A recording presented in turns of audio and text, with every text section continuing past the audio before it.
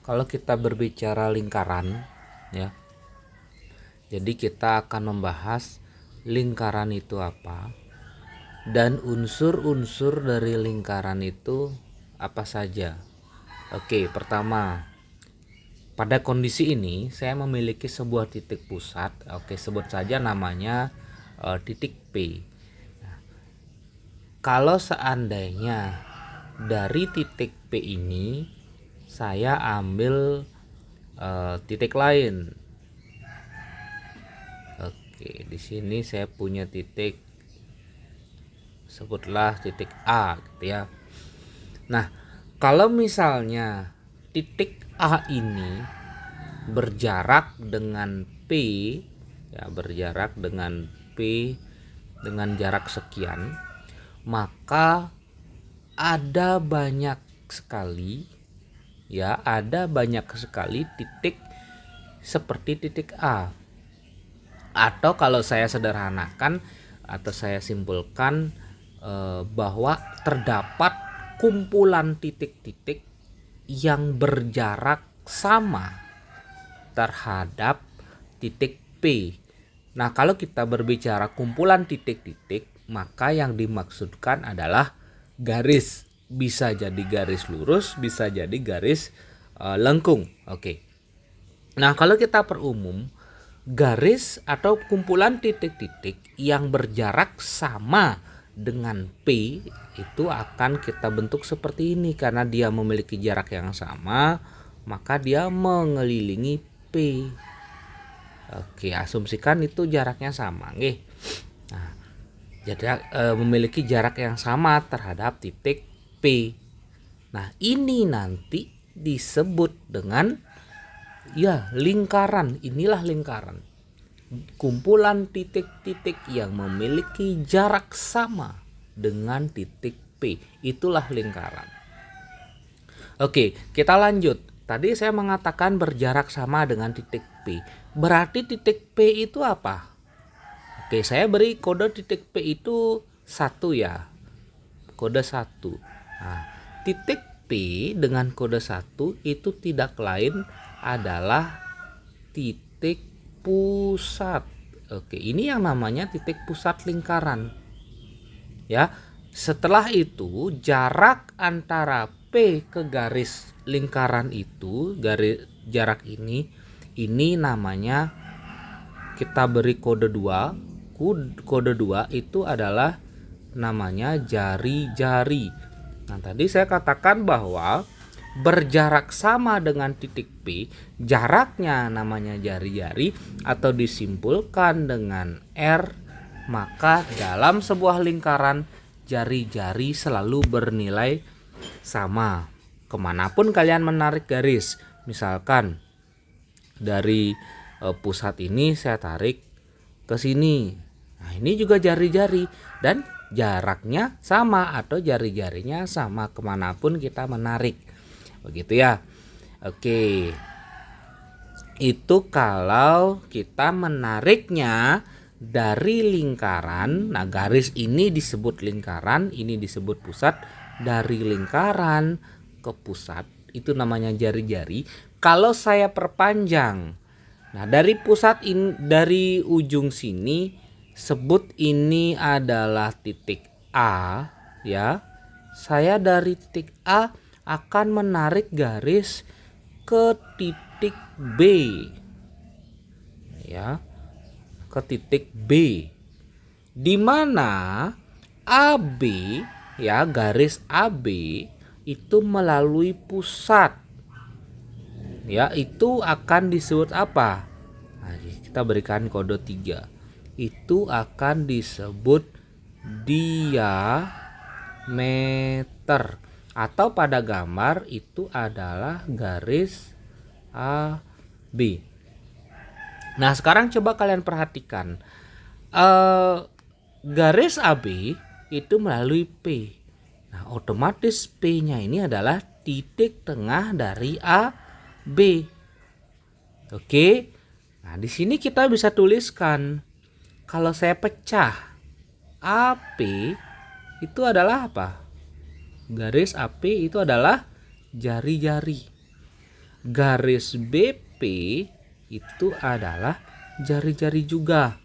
Nah, kalau saya gabung garis AB itu disebut diameter atau D. Nah, dari ini, dari AP sama dengan R, BP sama dengan R, dan AB sama dengan D, di mana AB ya, di mana AB itu adalah AP ditambah BP ya. AB itu adalah diameter, AP itu adalah R, BP itu adalah R, maka disimpulkan bahwa diameter lingkaran itu bernilai sama dengan 2 kali jari-jari. Ingat, diameter itu adalah garis lurus yang menghubungkan 2 titik pada lingkaran dengan persyaratan melalui pusat lingkaran. Oke, kita lanjut. Itu sudah, jari-jari sudah, diameter sudah. Nah, sekarang kita berbicara daerah. Oke, saya punya daerah. Oke, ini namanya titik C. Saya punya daerah COA. Oke, yang ini ya, COA. Sorry, CPA ya, bukan COA. CPA. Ini saya beri kode 4 ya.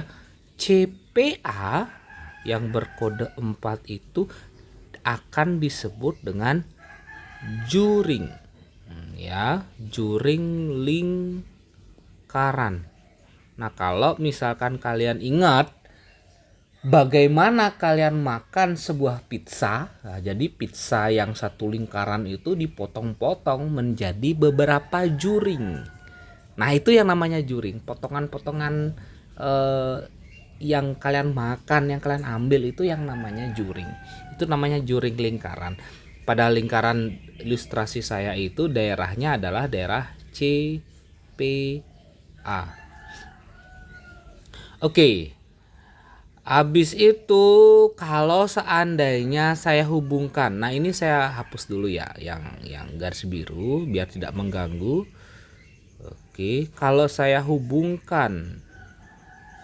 Nah, kalau saya hubungkan garis C dan A, ya, di situ membentuk garis lurus ya, adik-adik.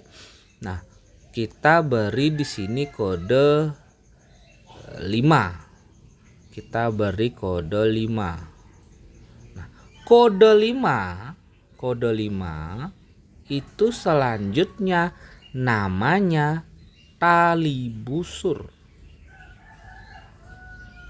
CA itu namanya tali busur.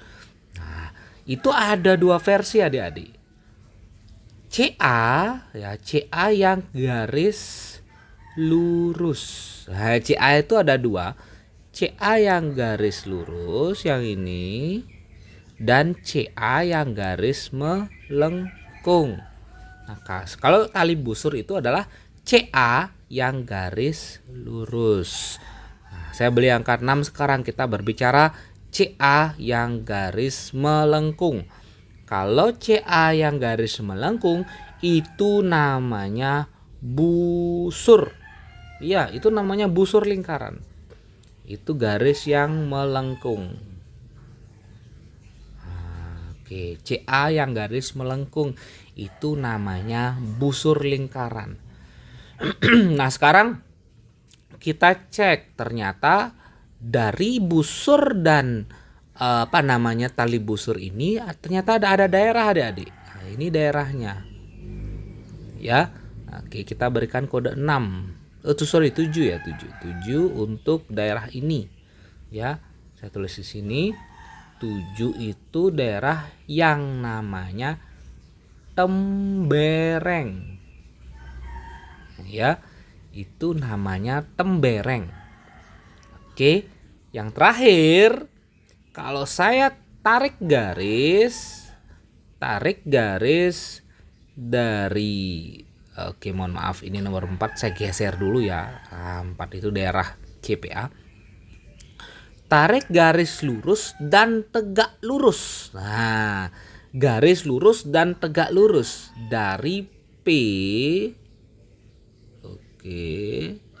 Nah, dari P itu adalah pusat yang tegak lurus dengan tali busur CA. Nah, ini tegak lurus. Ya. Oke, kita berikan kode 8 ya sekarang ya. 8. Dari P saya tarik garis lurus yang tegak lurus dengan CA, maka itu disebut dengan apotema. Ya, akan disebut dengan apotema.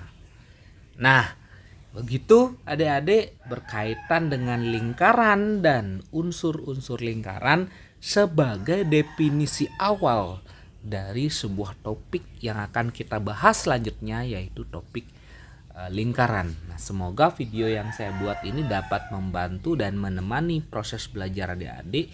Ingat bahwa belajar itu tidak harus selalu di kelas, tidak harus selalu dilakukan bersama guru, namun belajar itu bisa dilakukan di mana saja dan bisa dilakukan secara mandiri.